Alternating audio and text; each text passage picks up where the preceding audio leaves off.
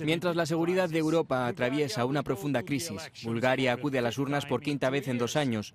Los dos candidatos, Kirill Petkov y Boyko Borisov, nos acompañan en este especial de Global Conversation. Mr. Petkov, thank you for joining us. Señor Petkov, gracias por acompañarnos. Estas son las quintas elecciones en 2 años. ¿Qué hará si llega a primer ministro para evitar las sextas? Porque la inestabilidad de Bulgaria podría ser también un riesgo para el resto de la Unión Europea y el flanco occidental de Europa en tiempos de guerra.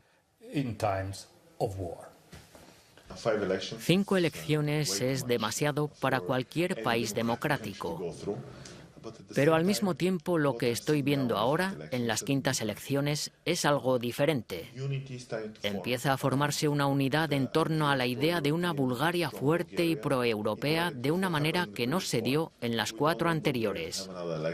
No queremos que Bulgaria tenga otras elecciones, queremos que se cambien nuestros fundamentos a partir de un nuevo sistema judicial que sea realmente justo y también que se ponga fin a la corrupción. Creemos que un gobierno transparente en minoría es mejor que una gran coalición en la que nadie sabe quién controla qué. Un gobierno en minoría debe negociar con la oposición o con partidos que no forman parte de la coalición, paso a paso, cada reforma, cada ley, cada medida. Creo que la mayoría de los partidos políticos se dan cuenta de que se avecinan cambios, con suerte en estas elecciones, pero se dan cuenta de que se avecinan cambios. Así, la mayoría de la gente, creo, en el partido GERB, esta vez, reconoce que una forma de participar en el cambio es simplemente esperar a que algunas fuerzas políticas, como la nuestra, se hagan con todo el poder y lo cambien por completo, o formar parte del cambio y supervisar el proceso. Así, por ejemplo, para el fiscal jefe. El fiscal es un gran problema, como usted ha dicho, pero al mismo tiempo, ¿cree que con pocos diputados en el Parlamento será capaz de eliminarlo? Esa es una gran pregunta. Lo haremos en 2 pasos. El primer paso es lo que exige el Plan de Recuperación y Resistencia. Por cierto, esta condición la puso nuestro gobierno. Lo recuerdo, sí. No era una exigencia de la UE, pero dice que el fiscal jefe debe tener una supervisión judicial. Debe haber un juez al azar que investigue al fiscal jefe. Eso es inaudito hasta ahora, porque ahora mismo el fiscal jefe dice: solo Dios está por encima de mí. Ahora no puede ser solo Dios por encima de él. Será un juez al azar el que estudie sus pasos. Esa es la base del Estado de Derecho. Exacto, y por tanto lo que creemos es que este primer paso se aprobará porque 5.000 millones de euros están ligados a esta reforma. Así que sería muy difícil para un partido político explicar por qué no quiere tener estos 5.000 millones de euros para los ciudadanos búlgaros al no estar dispuesto a hacerlo. ¿Podría decirnos por qué existe esta relación directa entre esta centralización de la investigación por parte del fiscal jefe y el sistema de corrupción? Actualmente no existe ningún control sobre el sentimiento interno de un fiscal sobre si debe investigar o no. Es un juicio interno en su propia mente. Y esto también tenemos que controlarlo. Pero el mayor problema es que el fiscal jefe tiene el control de cada uno de los fiscales y puede enviarlos a las fronteras más lejanas del país y decir: durante los próximos 4 años ve e investiga allí. Por lo tanto, ningún fiscal normal con una estructura de incentivos normal querría iniciar ninguna investigación contra ninguno de los grandes escándalos de corrupción. El país necesita estabilidad y necesita reformas. ¿Estaría dispuesto a crear la gran coalición con el GERB y con Boyko Borisov en nombre de estos grandes retos que debe asumir Bulgaria? Estamos dispuestos a mostrar un programa positivo que tenga muchas políticas coincidentes y decir que queremos hacer avanzar al país en el Parlamento, donde hay que votar todas estas cosas, no solo con Borisov, sino con todos los diputados. Pero usted estaba dispuesto a detenerlo hace algunos años, para la reforma del Poder Judicial también, y ahora les pide que cooperen con usted en la reforma del Poder Judicial. Queremos tener un sistema judicial libre y justo, y eso permitiría a Borisov sentirse, creo, más cómodo, porque personalmente creo que su mayor temor es que queramos cambiar una cosa por otra. Ahora decimos que democraticemos la fiscalía, que haya supervisión judicial, que todo el mundo sienta que hay un trato realmente justo. Y por cierto, mientras se hace esto, él seguirá en el Parlamento si así lo decide y tendrá inmunidad. La sociedad búlgara y la opinión pública búlgara están extremadamente polarizadas entre, digamos, los sentimientos prorrusos y las orientaciones pro-occidentales. ¿Qué piensa hacer? Verá, cuando llegamos al poder, el sentimiento era que más del 60% de la gente era amante de Rusia. Eso lo vimos en las encuestas. Hoy, debido a lo que está ocurriendo con la guerra, es solo de un 20 a un 25%, una caída total desde los 60 altos a los 20 bajos. Y dos cosas estaban relacionadas con esto. En primer lugar, la gente empezó a diferenciar entre la historia de Rusia y el actual régimen de Putin. En segundo lugar, lo que es más importante, observé que los búlgaros temían que no pudiéramos sobrevivir sin Rusia. Pensaban, somos totalmente dependientes del gas, somos totalmente dependientes del petróleo ruso. Así que había un miedo arraigado. Con Gazprom demostramos que Bulgaria puede diversificarse, que no dependemos de Gazprom. Así que este miedo desapareció. Y creo que este es probablemente uno de los mayores problemas a los que se ha enfrentado nuestra sociedad. No estoy diciendo prorruso o antirruso. Estoy diciendo que no hay miedo. No hay miedo a adoptar una posición independiente en cosas importantes. En varios artículos que salieron también vi que decían que Bulgaria fue uno de los primeros países en ayudar a Ucrania. La gente se sintió orgullosa de que esta vez Bulgaria estuviera en el lado correcto de la historia, de que llegara pronto y de que fuera reconocida. El presidente de la República no estaba muy contento con su decisión de vender municiones y armamento a Ucrania. Muy claramente. Y creo que todo el mundo entendió lo que hicimos porque fue al principio de la guerra. Lo que hicimos fue trabajar con socios estadounidenses, británicos, rumanos y polacos. Así pues, Bulgaria vendió realmente las armas a Estados Unidos y al Reino Unido. Así que no asumimos el riesgo directo en los primeros momentos con Ucrania. Proporcionaron estas armas gratuitamente a los ucranianos y realmente fue una victoria para todos. Así, los ucranianos obtuvieron armas clave desde el principio. Les proporcionamos una gran parte de ellas. Los Estados Unidos y el Reino Unido fueron capaces de tener un suministro estable para esto, y la industria búlgara hizo muy bien. Este es, por ejemplo, un caso concreto de victoria y de estar en el lado correcto de la historia sin asumir un riesgo directo específico. Sí, pero de nuevo el presidente Rumen Radev sigue estando en contra. Sí, está en contra. Y creo que su versión de la paz no es la que cree la mayoría de los búlgaros. Su versión de la paz es, digamos, si alguien ataca a Bulgaria y toma el territorio hasta Varna, diría, tengamos paz, pero no recibamos ningún apoyo para lograrlo. Eso no es paz para nosotros. El país atacante debería volver al punto de partida y entonces negociaríamos. De lo contrario, no es la paz. En realidad, es autorizar la ocupación. Al mismo tiempo, una empresa rusa, Lukoil, sigue siendo propietaria oficial de la refinería de petróleo más importante del país, en Burgas. Así que todavía hay fuertes relaciones con Rusia e intereses económicos. Cierto. Lo que hicimos por el interés específico de Bulgaria, porque no tenemos una segunda refinería, y aunque el Mar Negro es un mar, el Bósforo vive una situación de alto riesgo, porque puede detenerse en cualquier momento, y porque los equipos rusos se crearon para funcionar con el petróleo ruso. Hay que hacer cambios considerables en los equipos para empezar a trabajar con el petróleo Brent. Pudimos hablar con nuestros socios de la UE y conseguir 1 año y medio de derogación para disponer del suministro. Esto es lo que están viendo ahora los búlgaros. Muchas gracias. Muchas gracias.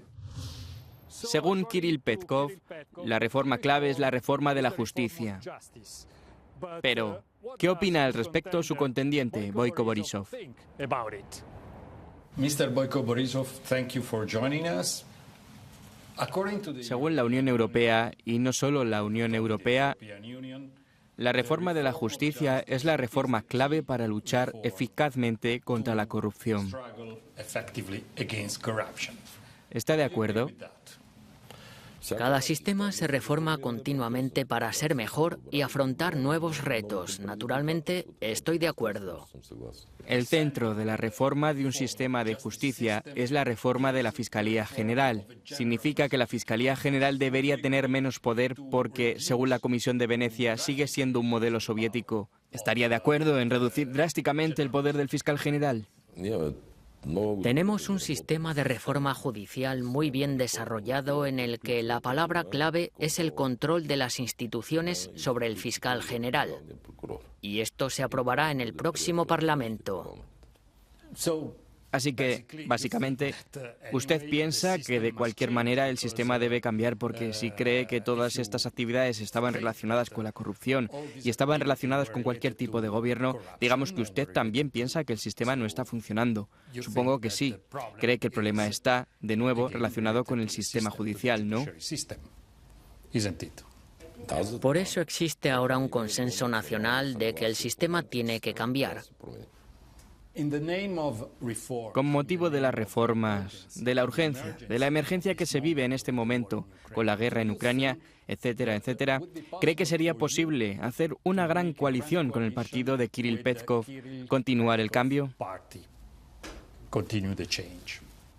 No sé si puede formarse, pero sé que si se forma rápidamente, Bulgaria saldrá muy pronto de la crisis política. Gracias al autocontrol que tienen los partidos de la coalición, se harán muchas cosas correctas y buenas para Bulgaria. Se trata en el Instituto Nacional de Estadística de Bulgaria.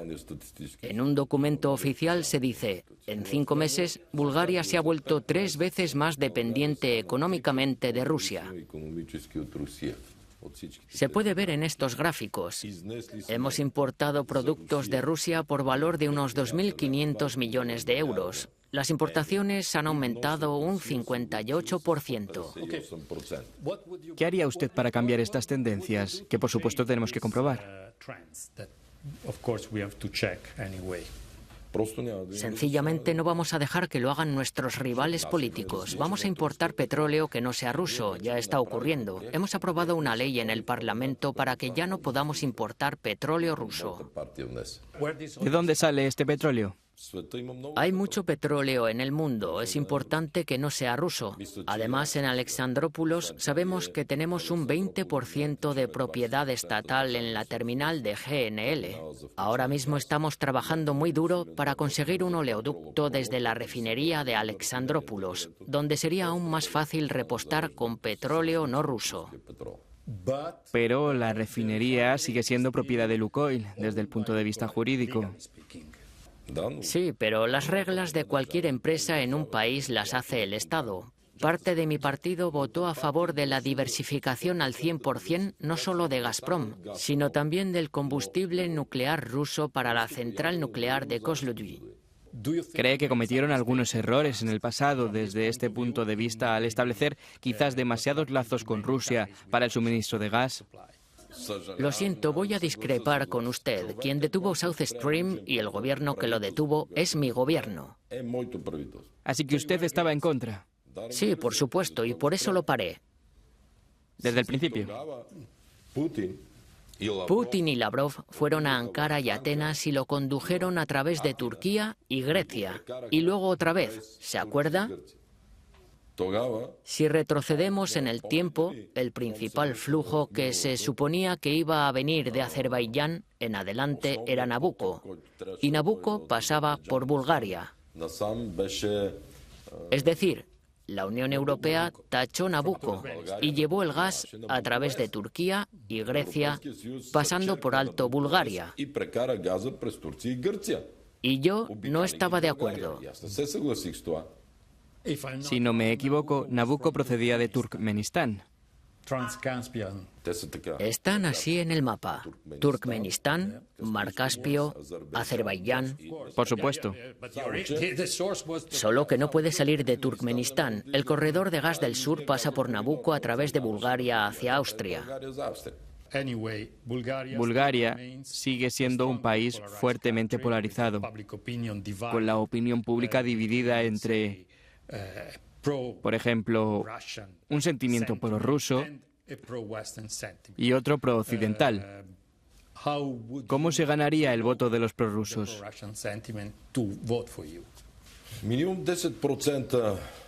El GERB está perdiendo como mínimo un 10% de sus votantes debido a su dura política pro-ucraniana. Antes de la guerra de Ucrania intentamos tener una política equilibrada en los Balcanes. En el momento en que Putin atacó Ucrania, no experimentamos ningún cambio de posición. Putin es el agresor, hay que detenerle. Esta es una gran diferencia. El sentimiento es el sentimiento.